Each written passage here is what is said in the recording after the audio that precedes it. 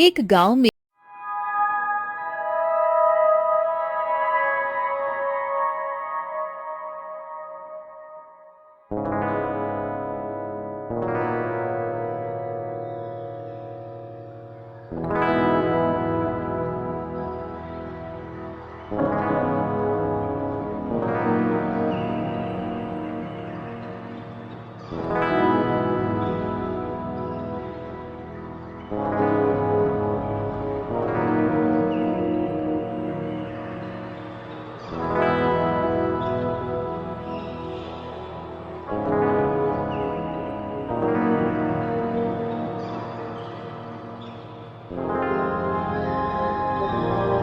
मैं अब छोटी नहीं रही।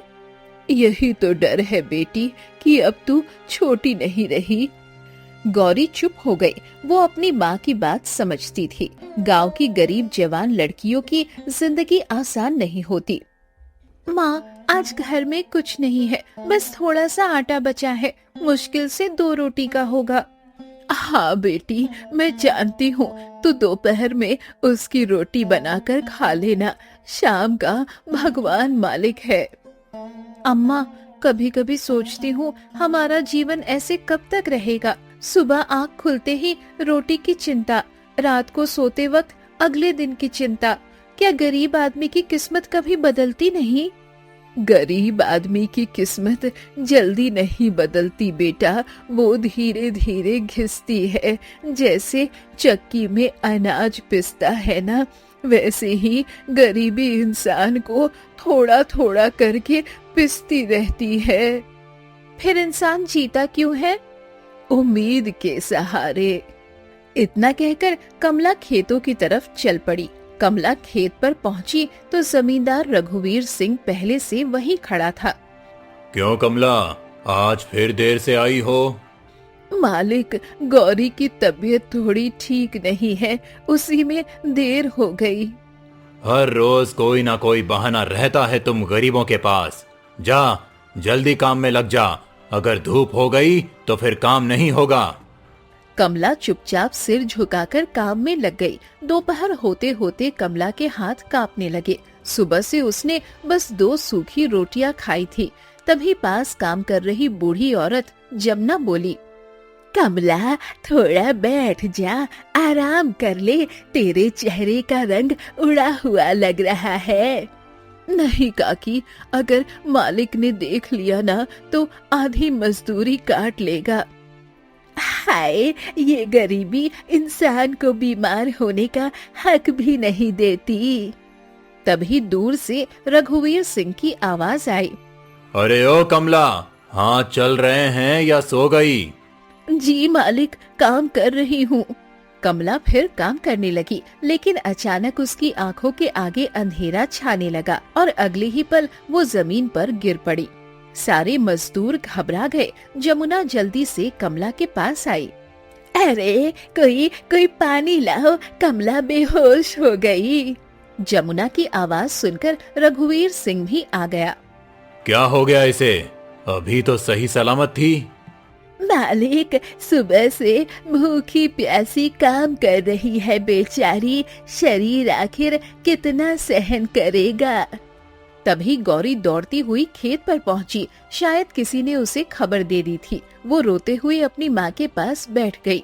अम्मा, अम्मा, अम्मा, आंखें खोल दो, मैं आ गई। धीरे धीरे कमला को होश आ गया। उसने मुश्किल से आंखें खोली। सबसे पहले उसकी नजर अपनी बेटी पर पड़ी। तू यहाँ क्यों आई बेटी? मैंने मना किया था ना यहाँ आने को। अगर तुझे कुछ हो जाता ना अम्मा, तो मेरा इस दुनिया में कौन था? आसपास खड़े मजदूरों की आंखें भर आई, लेकिन रघुवीर सिंह का चेहरा अब भी कठोर था। उसे देखकर ऐसा मालूम होता था जैसे कुछ हुआ ही न हो।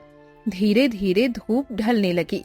एक एक करके सभी मजदूर अपने घर लौट गए, लेकिन कमला और गौरी अभी भी खेतों के किनारे बैठी थी।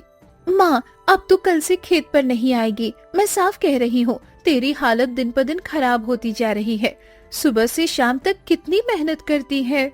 तो फिर क्या करूं बेटी, गरीब आदमी के पास मेहनत के अलावा और होता ही क्या है। अगर खेत पर ना जाए तो चूल्हा कैसे जलेगा?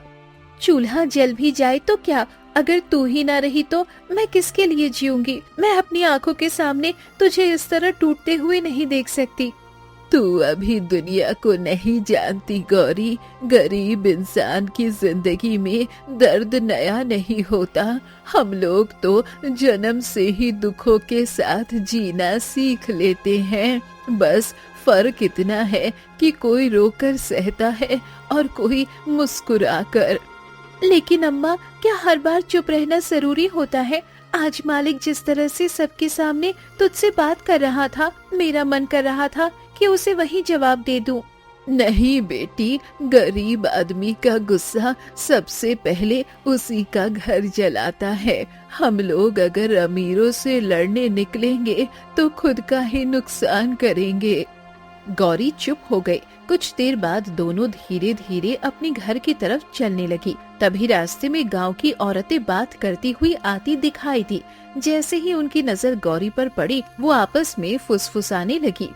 देख तो कैसे जवान हो गई है कमला की लड़की। हाँ, लेकिन बेचारी की किस्मत भी अपनी माँ जैसी ही होगी। गरीब की बेटी चाहे कितनी भी सुंदर हो, जिंदगी आखिर चूल्हे और मजदूरी में ही कटती है।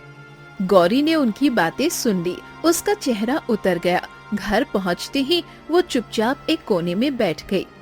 कमला समझ गई कि उसकी बेटी अंदर ही अंदर टूट रही है। क्यों मन छोटा कर रही है बेटी? लोगों का काम है बातें बनाना। अगर इंसान हर बात दिल पर लेने लगे तो जीना मुश्किल हो जाए। अम्मा, क्या सच में हमारी जिंदगी कभी नहीं बदलेगी? क्या मैं हमेशा ऐसे ही डर डर कर जीती रहूंगी? कभी रोटी की चिंता, कभी लोगों की बातें, कभी गरीबी का ताना। जिंदगी बदलती जरूर है बेटी, लेकिन गरीब आदमी की जिंदगी धीरे बदलती है। जैसे सूखे पेड़ पर नई पत्तियां देर से आती है ना, वैसे ही हमारे हिस्से की खुशियां भी देर से आती है। तभी जोर जोर से बादल गरजने लगे। माँ, लगता है बारिश आने वाली है। बाहर मौसम खराब है। हाँ बेटी, चल अब तू जा, आराम कर ले। तभी अचानक दरवाजे पर किसी की दस्तक हुई। दोनों माँ बेटी घबरा गए और एक दूसरे का चेहरा देखने लगी। अम्मा, इतनी रात को कौन आया होगा?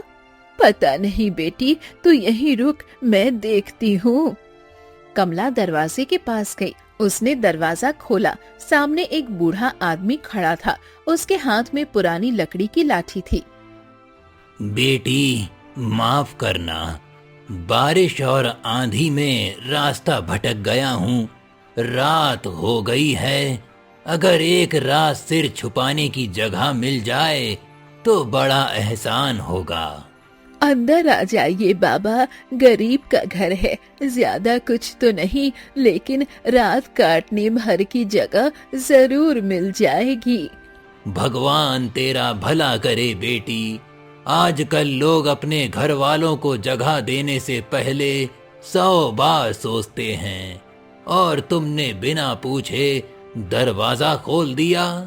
बूढ़ा आदमी घर के अंदर आ गया। थोड़ी देर बाद कमला ने बूढ़े आदमी के सामने दाल और सूखी रोटी रख दी। बूढ़ा आदमी कुछ पल तक थाली को देखता रहा, फिर उसकी आंखें भर आई। मैंने बड़े बड़े अमीरों के घर देखे हैं बेटी, जहाँ खाने की कमी नहीं थी, लेकिन वहाँ दिल छोटे थे। जिसके लिए खुद कुछ खाने को नहीं है, फिर भी दूसरों को भूखा नहीं रहने देती। बाबा, अम्मा ने मेरे लिए बहुत दुख झेले हैं। खुद भूखी सो जाती है, लेकिन मुझे कभी भूखा नहीं सोने देती। चुप कर पगली। माँ अगर अपने बच्चों के लिए दुख न सहे तो फिर वो कैसी माँ? बेटी, भगवान सब देखता है। इंसान चाहे कितना भी गरीब क्यों ना हो, अगर उसका दिल साफ हो तो ऊपर वाला एक ना एक दिन उसकी किस्मत जरूर बदलता है। हमारी किस्मत बदलने में शायद भगवान को बहुत देर लग रही है बाबा। देर और अंधेर में फर्क होता है बेटी। कभी कभी ऊपर वाला इंसान की परीक्षा लंबी लेता है, लेकिन खाली हाथ नहीं छोड़ता। रात धीरे धीरे बीतने लगी। कुछ देर बाद सब सो गए।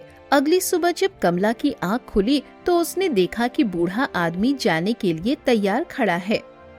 अरे बाबा, इतनी सुबह जा रहे हैं, थोड़ा आराम कर लेते, अभी तो सही से दिन भी नहीं निकला। नहीं बेटी, मुझे बहुत दूर जाना है। फिर बूढ़े आदमी ने अपने पुराने पोटली से एक छोटा सा कपड़े का पोटली बाहर निकाला और कमला को दे दिया। नहीं बाबा, मैं आपसे कुछ नहीं ले सकती। ये दान नहीं है बेटी, बस एक बूढ़े आदमी की तरफ से आशीर्वाद समझ लो। बूढ़े आदमी के ज्यादा कहने पर कमला ने वो थैली ले ली। फिर वो वहाँ से चला गया।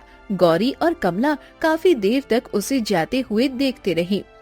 उसके जाने के बाद गौरी ने वो कपड़े की थैली खोली तो उसकी आंखें हैरानी से फैल गई। थैली के अंदर चांदी के सिक्के थे। हे भगवान, ये सब क्या है? अम्मा, इतना धन तो हमने एक साथ कभी देखा ही नहीं। कहीं हम कोई सपना तो नहीं देख रहे? इतना धन, वो भी हमारे घर में। मुझे भी समझ नहीं आ रहा बेटी, वो बूढ़ा आदमी आखिर था कौन और बिना कुछ कहे इतना सब देकर चला गया। अम्मा, भगवान ने शायद पहली बार हमारी सुन ली। बेटी, हमें ये बात गांव वालों से छुपा कर रखनी होगी, क्योंकि गरीब आदमी के घर अगर अचानक सुख आ जाए तो लोग जलन करने लगते हैं।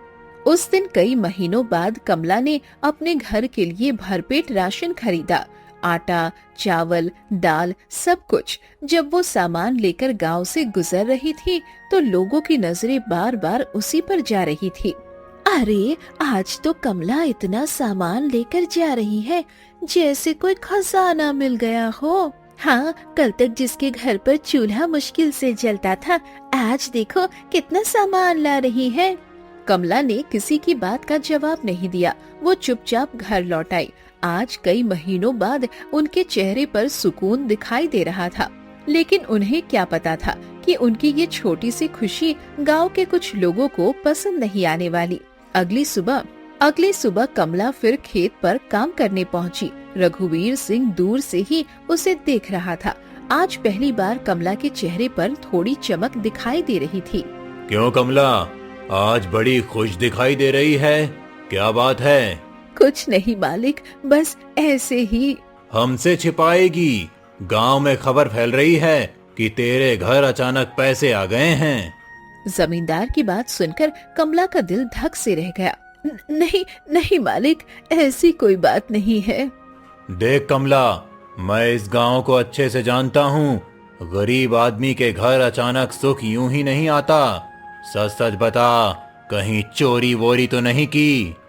ये सुनते ही कमला की आंखों में आंसू आ गए। मालिक, हम गरीब जरूर हैं, लेकिन कोई बेईमान नहीं। भूखे रह लेंगे मगर गलत रास्ता नहीं अपनाएंगे। शाम को जब कमला घर लौटी तो उसका चेहरा उतरा हुआ था। क्या हुआ अम्मा, तो इतनी परेशान क्यों लग रही है? किसी ने कुछ कहा है क्या? बेटी, मुझे डर लग रहा है। गांव वालों की नजर हमारे घर पर पड़ चुकी है। तो क्या हुआ? हमने कोई गलत काम नहीं किया। गरीब आदमी को सफाई देने का मौका कहाँ मिलता है बेटी। लोग पहले इल्जाम लगाते हैं, सच बाद में पूछते हैं। तभी बाहर से आवाज आई। दोनों घबरा गए। बाहर गांव का बनिया हरिराम खड़ा था और उसके साथ 2 आदमी और थे। हरिराम घर के अंदर आया। क्यों कमला, सुना है तेरे पास पैसे आ गए हैं? चल, पहले मेरा उधार चुका। भैया, मैं कल खुद आने वाली थी। कल क्यों? अभी दे मेरे पैसे। कमला अंदर गई और पैसे लेकर हरिराम को दे दिए। वाह रे किस्मत, कल तक जिसके घर खाने को नहीं था, आज वो उधार भी तुरंत चुका रही है। मुझे तो मामला ठीक नहीं लग रहा। जरूर कोई राज तो है। कमला डर के मारे चुप खड़ी रही। हरिराम पैसे लेकर चला गया, लेकिन जाते जाते वो ऐसी नजर से घर को देख रहा था जैसे उसके मन में कोई लालच पैदा हो चुका हो। रात को गौरी काफी देर तक जगती रही। उसे बार बार वही बूढ़ा आदमी याद आ रहा था। अम्मा, मुझे न जाने क्यों लग रहा है कि वो बाबा कोई साधारण इंसान नहीं थे। पता नहीं बेटी, लेकिन इतना जरूर है कि वो हमारे दुख समझते थे। और अगर वो फिर से वापस आ गए तो हम क्या करेंगे माँ? अगर वो दोबारा आए तो इस बार मैं उन्हें खाली हाथ नहीं जाने दूंगी। दोनों बात ही कर रहे थे कि अचानक दरवाजे पर किसी आदमी की आवाज सुनाई दी। दोनों घबरा गए। दरवाजा खोल, मैं हूँ। इतनी रात को हरिराम यहाँ क्या कर रहा है? आखिर ये चाहता क्या है हमसे? अम्मा, दरवाजा मत खोलो, मुझे उस आदमी की नीयत बिल्कुल ठीक नहीं लगती। अरे कमला, डर क्यों रही है? मैं कोई चोर डाकू नहीं हूँ, बस जरूरी बात करनी है। जल्दी दरवाजा खोल। कमला धीरे धीरे दरवाजे के पास गई। उसने दरवाजा खोला। बाहर हरिराम खड़ा था। उसके साथ वही दो आदमी थे जो शाम को उसके साथ आए थे। क्या बात है भैया, इतनी रात गए क्यों आए हो?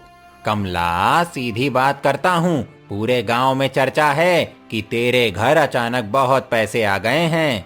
अब तू हमें बच्चा मत समझ। इतने सालों से तुझे जानता हूँ। तेरे जैसे गरीब के पास अचानक इतना पैसा यूं ही नहीं आ सकता।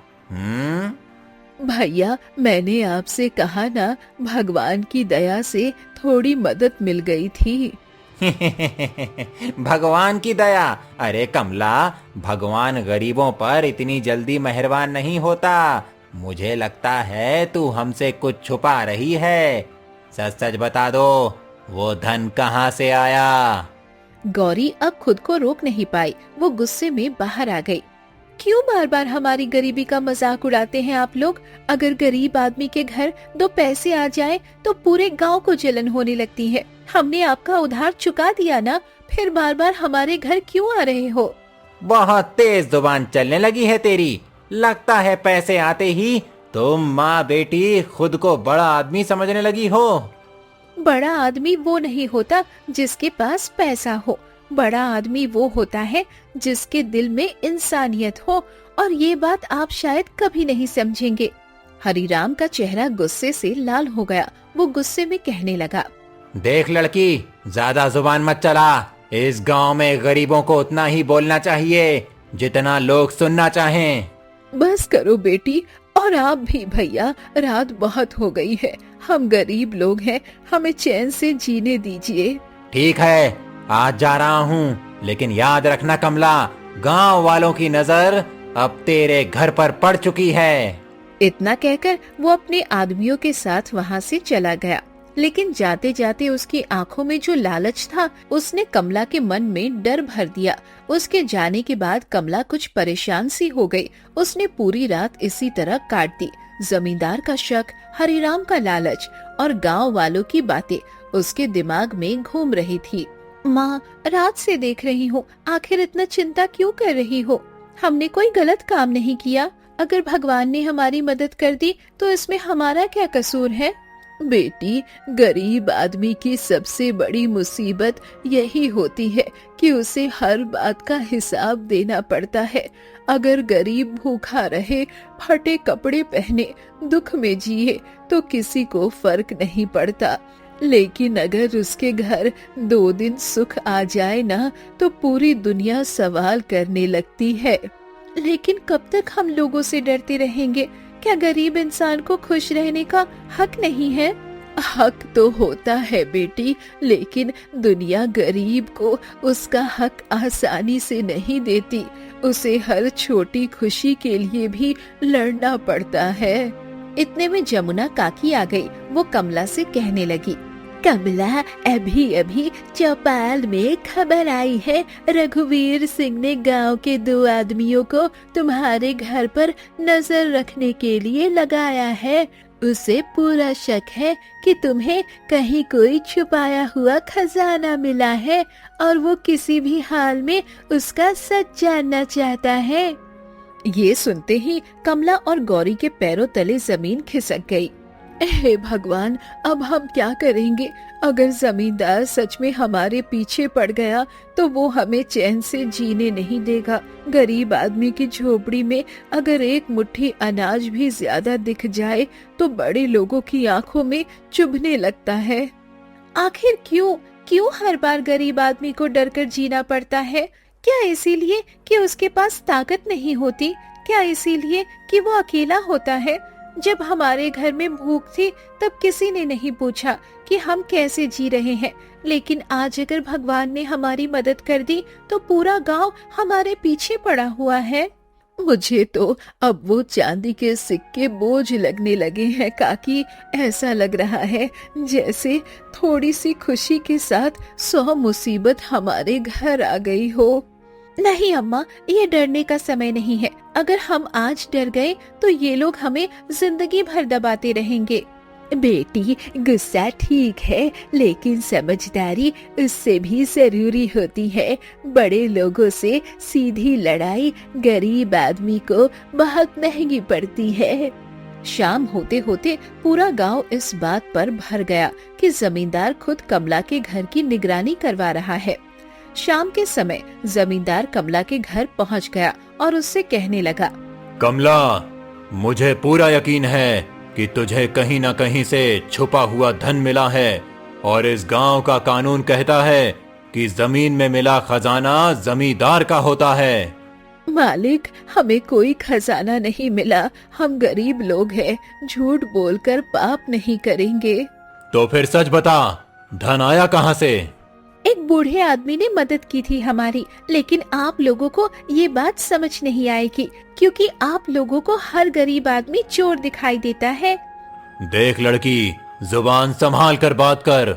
मैं चाहूँ तो अभी तुम दोनों को गांव से निकलवा सकता हूँ। जमींदार की बात सुनकर दोनों ने कोई जवाब नहीं दिया। अरे मैं खुद सच का पता लगाऊंगा, और अगर मुझे पता चला कि तुम दोनों कुछ छुपा रही हो तो याद रखना, इस गांव में तुम्हारे लिए कोई जगह नहीं बचेगी। जमींदार चला जाता है और अगले दिन गांव में पंचायत जोड़ता है, जहां कमला और उसकी बेटी को भी बुलाया जाता है। गांव वालों, मैंने तुम सबको यहाँ इसीलिए बुलाया है क्योंकि हमारे गांव में एक अजीब बात हुई है। एक गरीब औरत जिसके घर कल तक खाने को नहीं था, अचानक उसके पास कहीं से धन आ गया है, और जब उससे पूछा जाता है तो बस एक रहस्यमयी बूढ़े की कहानी सुनाई जाती है। मुझे लगता है इस बात का सच सबके सामने आना चाहिए। हाँ, बात तो सही है। इतना पैसा कोई यूं ही थोड़ी दे देता है। अगर कोई गरीब की मदद कर दे तो क्या वो अपराध हो जाता है? हमसे क्यों बार बार ऐसे सवाल किए जा रहे हैं जैसे हम चोर हो?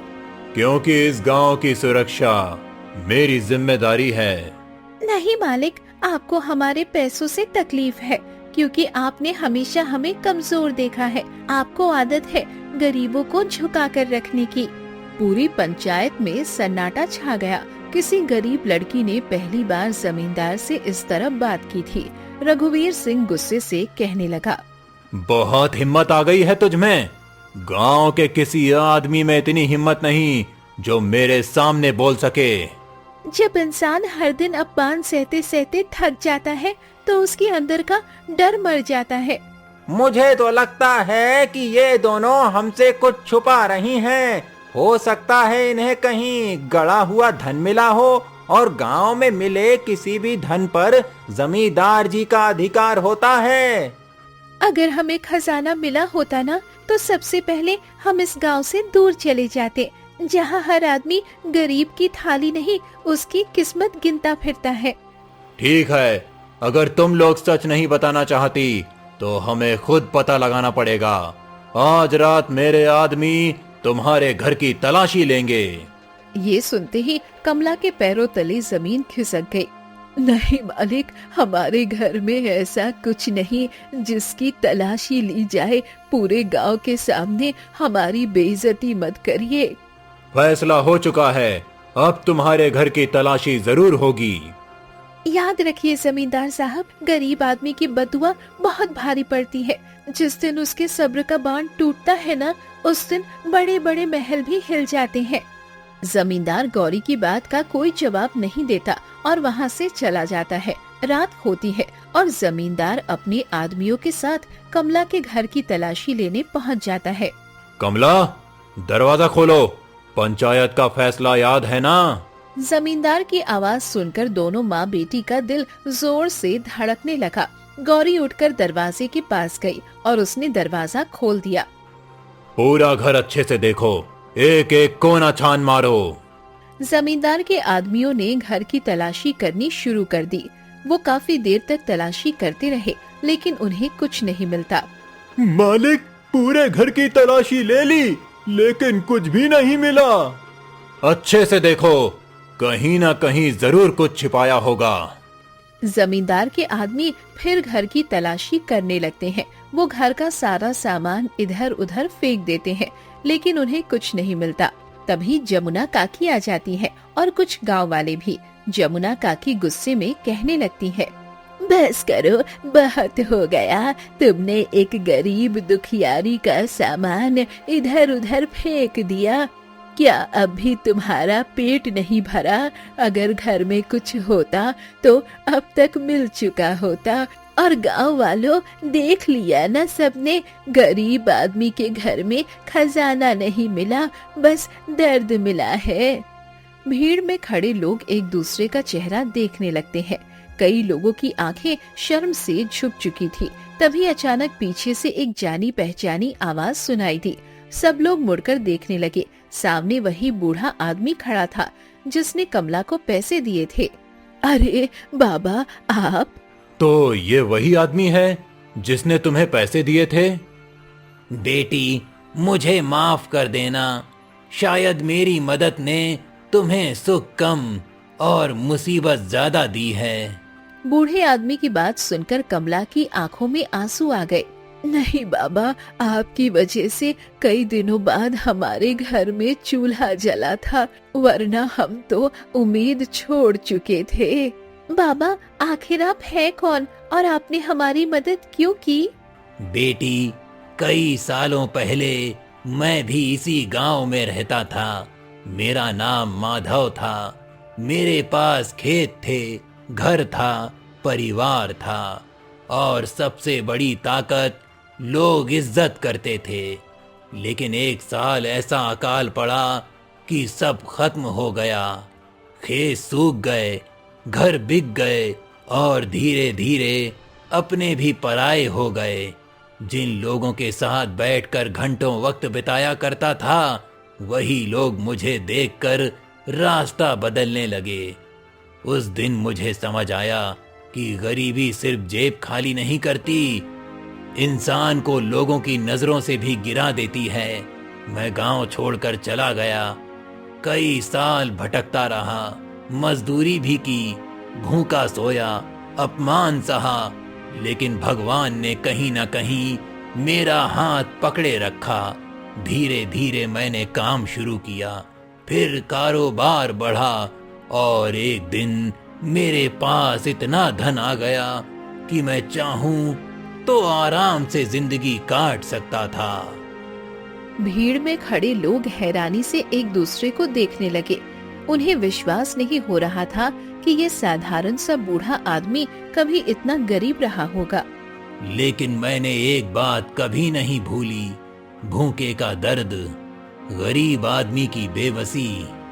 जिस दिन मैंने तुम्हें और तुम्हारी बेटी को भूखे बैठा देखा था ना, उसी दिन मुझे अपना पुराना समय याद आ गया।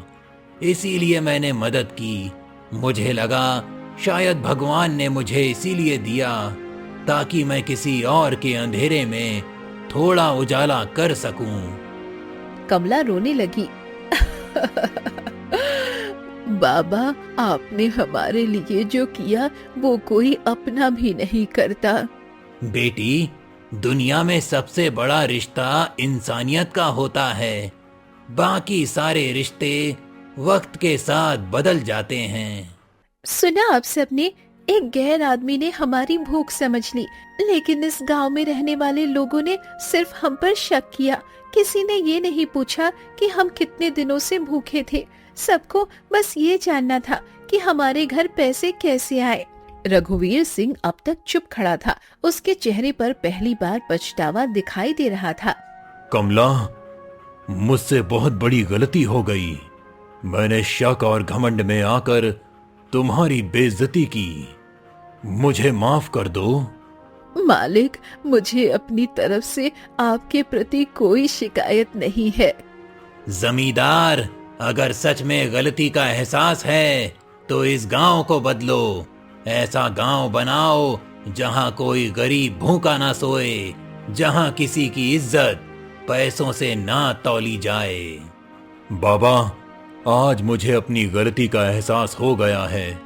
मैंने शक और घमंड में आकर कमला और उसकी बेटी को बहुत दुख दिए हैं। मैं मानता हूं कि मैं इनके साथ हुए अन्याय का अपराधी हूं, लेकिन अब मैं अपनी गलती सुधारना चाहता हूं।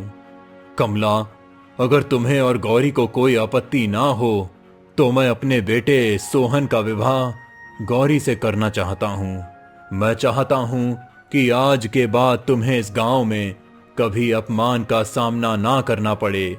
मैं रिश्ते से नहीं, दिल से तुम्हें अपना परिवार बनाना चाहता हूं। जमींदार जी, ये तो मेरे लिए बहुत खुशी की बात है कि मेरी बेटी आपके घर की बहू बनेगी। कुछ ही दिनों में कमला ने अपनी बेटी की शादी जमींदार के बेटे सोहन से कर दी। फिर वो दोनों खुशी से अपना जीवन जीने लगे।